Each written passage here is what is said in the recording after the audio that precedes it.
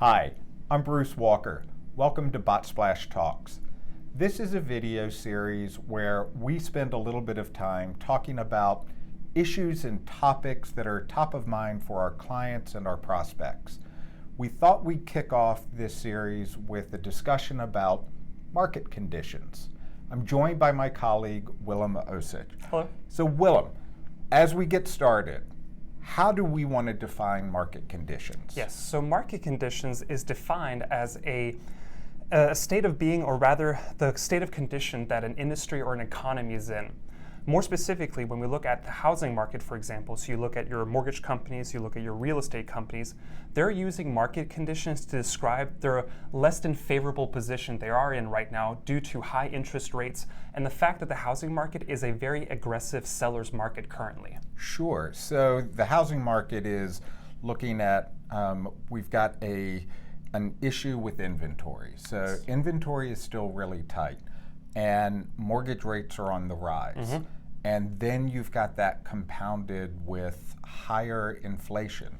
It seems like a perfect storm. Oh, for sure, absolutely. Because honestly, if you look at the mortgage rates, ever since the Freddie Mac, right, the main industry source for calculating and tracking mortgage rates, ever since they started it in 1971, you've seen that, while we're not at historically high mortgage rates right now, since April of this year, they tipped over 5%, which is still kind of, large if you compare it to the fact that we just got through the pandemic, and in the years of 2021 and 2020, mortgage rates were at a historical low all time. They were just about 3%.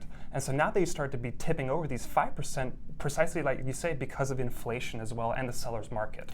And we haven't seen this since really the early 80s.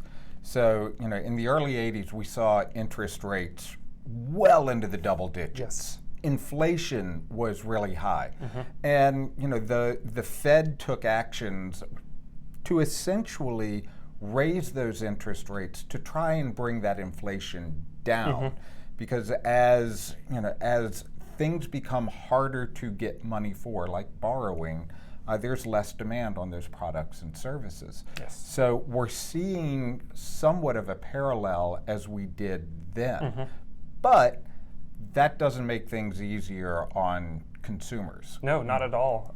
You've even seen it that due to the inflation that we're experiencing in this year, in 2022, gas prices are almost at a 40% increase. That's right. Groceries, I believe, have been increasing by 11% year after year. So, like you said, honestly, it's the consumers that are really feeling the pinch. So you can definitely see that people are very hesitant in actually wanting to buy a house or buy a house that matches their budgeting criteria. But people who need to buy a house will always buy those houses. Yes. So, yes. There may be folks who are moving, either with a new job or for whatever reason. Maybe, their family is growing, mm-hmm. but they've got to buy that house. Yes. So that market will always be there. Mm-hmm. But for lenders, I think there are other markets or other products that may be available to them. So, for example, we might start seeing more home equity loans. Might see more HELOCs, which mm-hmm. is home equity line of credit. We may see more personal loans. Yes. So within those, we may find lenders are changing tactics from mortgage to these other products that let people who already have equity in their homes make it the dream home they always wanted to. That's correct. Because honestly, you can also see that a trend right now, honestly, the market conditions that mortgage lenders are referring to is that they're experiencing layoffs, precisely because they don't have enough mortgage loan officers to accommodate the people who want the houses, but also, compared with the demand for these houses. So that's exactly like you're saying, that mortgage companies are now switching their strategies to focus on other products that they can offer. So with those loan companies, what are some of the things that you might recommend that they do? Well, obviously, if they want to change strategies, it can even start at a marketing level. Start marketing the fact that you do have other products that you can offer, and honestly tell the consumers of why these products make more sense to purchase than rather just a home in today's market. And it's really a great opportunity for those loan officers who, they took advantage of a great housing market, a great, low interest to get those customers in.